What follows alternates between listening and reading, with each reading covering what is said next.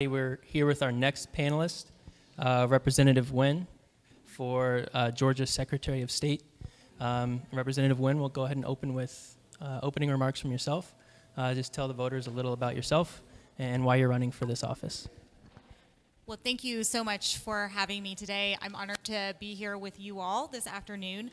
My name is B. Nguyen, and I'm running for Georgia Secretary of State. I'm a current state representative right now in the Georgia General Assembly. I was elected in 2017 when Stacey Abrams stepped up to run for governor. She vacated an open house seat, and I ran for that seat. I am also the daughter of Vietnamese refugees. My parents left Vietnam in the late 70s, and before they made it to our country, my dad was actually held as a prisoner of war in what they called re-education camps. So his government took him and they locked him up in a remote jungle, and they subjected him to hard labor and starvation, and we don't really know what else because, as you all might imagine, trauma is very difficult to talk about. And so when he was released, my parents made the difficult decision to flee their country in search of basic civil liberties. When they were growing up, they witnessed the loss of freedom of speech, the freedom of press, the freedom to assemble, the right to criticize your government and demand better without being thrown in jail, and the right to free and fair elections. So they left in the middle of the night on a boat, and when my mom talks about it, she says we were almost certain that we were going to die like the other hundreds of thousands of refugees who drowned at sea. But it was a Thai fisherman who found them and took them on board his shipping vessel and brought them to a refugee camp in Thailand, where my older sister was conceived. She was actually the very first born American in my family, born on July 4th in the state of Iowa. And when I was 7, I was born in Iowa as well. We actually, during that time, President Jimmy Carter was the president from the great state of Georgia, and he made this difficult decision to increase the number of refugees that we brought into our country, which was not very popular, which has also been true throughout our history with refugee resettlement. And a governor in Iowa said that he would increase the number that they would resettle in the state of Iowa. So my entire family resettled in Iowa. I was born there in 81, which makes me 41. So I will not make you do the math. I saw you thinking. And when we were 7, we moved to Georgia. My parents live in Augusta, where I grew up. And something that was very important to me that I learned early on was our civil liberties are not guaranteed. And that I knew I had to do everything that I could as a person to ensure that the sacrifices my parents made were honored. And I ended up working in our public school system through a nonprofit that I started. Mentorship, wraparound services for young women for 10 years in our public school systems in Atlanta and DeKalb. What I saw in our public school systems was that it wasn't just our Georgia General Assembly was massively underfunding our public education system, but the students lacked resources for housing, for health care, for dental care, for healthy foods, for public transit, and then on top of that, a high level of victimization in the community. That's what compelled me to run in 2017. As a sitting lawmaker, every year for the past 5 years, I've witnessed some bill introduced to make it harder for Georgians to vote, including attempts to eliminate Sunday voting, to roll back voting hours, but everything obviously magnified in 2020. And I was there in the General Assembly when they sent Rudy Giuliani and Trump's legal team down. When I stood up and I fought back, my address was put on a right-wing gun site. I was called a traitor. People called for my execution. And then we saw that they sent alternative electors into our state capitol to try to invalidate the will of the people. Some of my colleagues told me behind closed doors they didn't believe the election was stolen, and they signed on to the Texas lawsuit to try to overturn the will of the people. And then in 2021, after we witnessed for the first time in our nation's history, a sitting president denied the peaceful transfer of power, resulting in a deadly and violent insurrection, I thought that there would be some internal discussion and reflection amongst my colleagues about all their actions that led up to this moment in time. But instead, we went back into our legislative session, and they passed Senate Bill 202. That 2-page bill turned into a 98-page voter suppression bill that makes it a crime to hand out a bottle of water to a voter waiting in line, among other massive restrictions, including limiting when a voter can request and receive an absentee ballot, taking away the use of secure drop boxes that were so widely available and moving them indoors, making it harder for Black Georgians, Brown Georgians, voters with disabilities, young voters, and I'm running to make sure that we protect the freedom to vote, that we ensure that we have free and fair elections in all 159 of our counties, and that we actually expand access to voting instead of restricting it. We saw very recently a study came out that shows that Georgia ranks 39th in voter access, and we are taking steps backwards, and I believe we should be taking steps forward. I believe a democracy is made stronger when more people are able to participate. So that's why I'm running for Secretary of State. Well, thank you so much for that, for sharing your story of how you got here and why you're running to be Georgia's next Secretary of State. I know today we wanted to spend some time talking about the Help America Vote Act, HAVA. So a little background. The Help America Vote Act of 2002 was passed by the United States Congress to make sweeping reforms to the nation's voting process. HAVA addresses improvements to voting systems and voter access that were identified following the 2000 election. In 2018, Congress appropriated additional HAVA funding for states. One of the provisions within the Help America Vote Act allows for the use of the funds to be used to improve federal elections. For example, in the state of South Dakota, HAVA funds have been used to help counties pay for early in-person satellite offices and ballot drop boxes on and near Native communities. So I'll turn it over now to Principal Chief McCormick to go ahead and ask you the first question. If elected, would you support utilization of the HAVA funds to establish additional in-person early and election day voting locations for minority communities, including Native American? So I absolutely think that HAVA funding is critical to our election infrastructure in Georgia. And I want to just back up for 1 second because, as you all know, that Senate Bill 202, that voter suppression bill, also included a provision that takes away local election boards' ability to apply for private grant funding. And so what we have seen is the burden on our local election boards have increased over the past couple of years because there are now threats being levied against poll workers and election workers. They are now being harassed. We are losing people because they don't want to actually do the job anymore because of what has happened, right? And then there are these new burdensome requirements that make it even more challenging. So for instance, in Senate Bill 202, it allows an individual to come to a local election board and challenge en masse voting eligibility. So for example, in Forsyth County, they challenged 13,000 voters earlier this year. And then in Gwinnett County, a couple weeks ago, they challenged the eligibility of 37,500 voters. The local election boards are now required to go through all of these and determine whether or not a voter should be removed from the rolls. The Federal Voting Rights Act provides protections a 90-day blackout period, and we should not be removing voters so close to an election for a very specific reason. This is a workaround that enables people to be removed with just what we're 50-something days away from election, right? And so we now have a condition of less funding, more burdens, less workers. So the ability to pull down HAVA funding becomes more important. The ability for the Secretary of State to pull down federal funding and private grant funding becomes more important, and that money should be dispersed equitably across our local election boards to ensure that we're able to do things like add more early voting locations, hire more workers, pay hazard pay, which was done during the COVID-19 crisis if we are in fact still in a pandemic. But also what's important to note too is the expansion of being able to provide more drop boxes to places that are closer to tribal nations. That is no longer feasible in the state of Georgia because in Senate Bill 202, they have restricted the use of drop boxes. So now it's one drop box per 100,000 voters, right? And they are no longer outdoors. They used to be 24/7 accessible, monitored by a camera, ADA accessible. It would have provided great opportunity to really think about the areas of Georgia that could benefit from adding more drop boxes. That is no longer the case under the law that was passed by Georgia Republicans and endorsed by the current Secretary of State.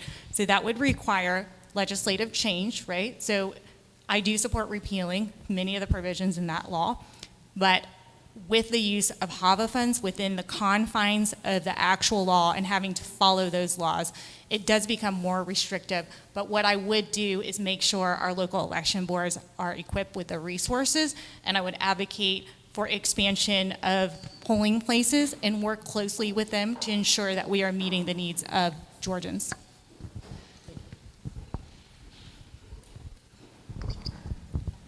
Nice to meet you.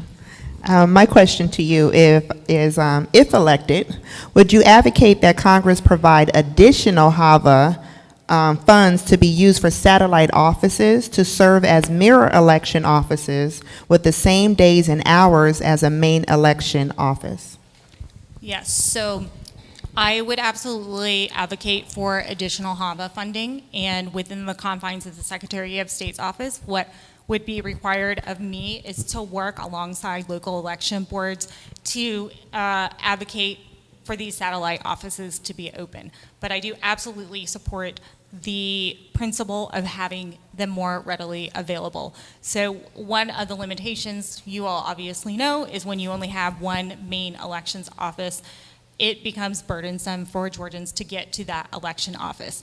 And there are key things that that election office provides that a polling precinct does not. So for example, previously a Georgian could use a drop box all the way up to election day, right? So Friday when the polls close, if you're a procrastinator, I'm a procrastinator, then you could go Friday after polls close, Saturday, Sunday, Monday, Tuesday of election day up until 7 p.m. to deposit your ballot in the drop box.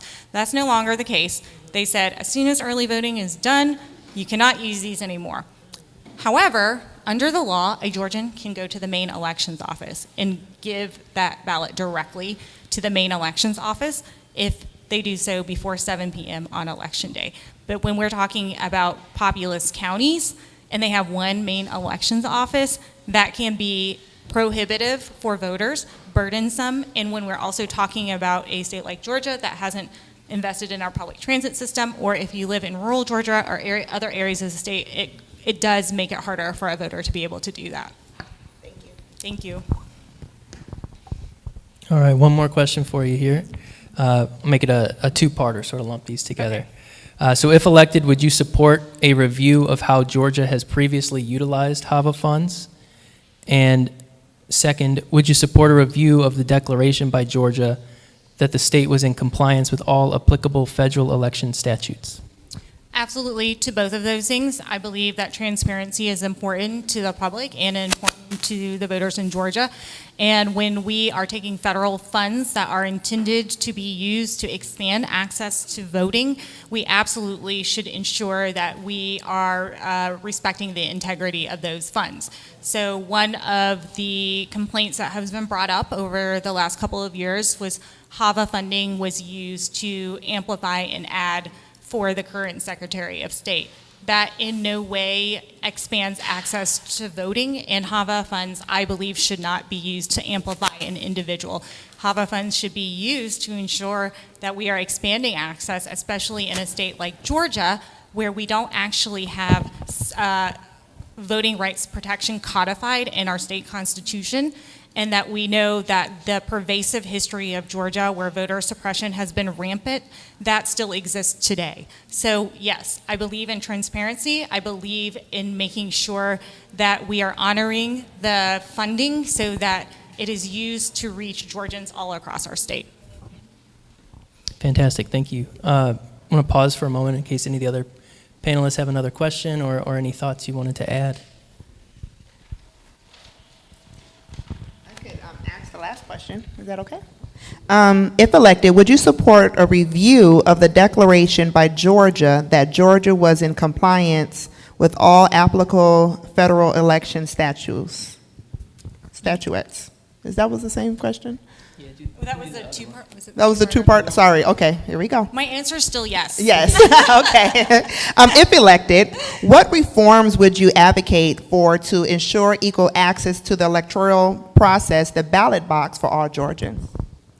I think that's a really important question, right? So if I had the ability, both as Secretary of State and if we had the legislative powers to expand in the way that I would want, then I would like to see Georgia be a state where we are able to register to vote on the day of the election. I would like to see a Georgian be able to vote at any precinct. I would like to see voting centers that mirror early voting locations on election day. I would also like to see the repeal of these restrictive provisions like the under our new law, if you apply for an application to vote by mail, you actually have to print it out now, sign it with a pen and paper, and either mail it or scan it back in. It's called a wet signature requirement, and we know that is burdensome because I don't have a working printer, and I know that a lot of people do not have working printers. So removing those restrictive barriers, but I also want to talk about something else that's important to Georgia. So in our state constitution, in order to be an eligible voter, right, you have to be at least 18 years old. You have to be a resident of Georgia or a citizen of the United States, both, actually resident and citizen. And there's a third clause. It says you cannot have committed a crime of moral turpitude. Moral turpitude is not actually defined in our Constitution and our state code.